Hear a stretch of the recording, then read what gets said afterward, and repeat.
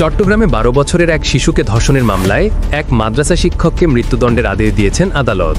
দণ্ডপ্রাপ্ত শিক্ষকের নাম মোহাম্মদ ইসমাইল, বয়স ৪৬।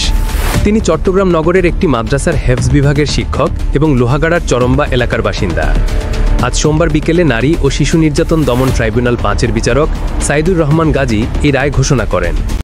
মামলার সরকারি কৌঁসুলি আকবর আলী জানান, আদালত আসামিকে মৃত্যুদণ্ডের পাশাপাশি ১ লাখ টাকা জরিমানা, অনাদায়ে আরও ১ বছরের কারাদণ্ড দিয়েছেন। ঘটনাটি ঘটে ২০২২ সালের ২৬ সেপ্টেম্বর।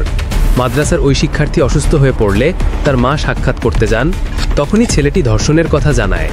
পরবর্তীতে পুলিশ ও মাদ্রাসা কর্তৃপক্ষকে জানানো হলে অভিযুক্ত শিক্ষককে পুলিশের হাতে তুলে দেওয়া হয়। দীর্ঘ সাক্ষ্য প্রমাণ শেষে আদালত আজ এই রায় ঘোষণা করে। রায় ঘোষণার সময় আসামি আদালতে উপস্থিত ছিলেন এবং পরবর্তীতে তাকে কারাগারে পাঠানো হয়। আপনারা যদি এ ধরনের গুরুত্বপূর্ণ খবর সবার আগে দেখতে চান, তাহলে এখনই আমাদের চ্যানেলটি সাবস্ক্রাইব করুন এবং পাশে থাকুন।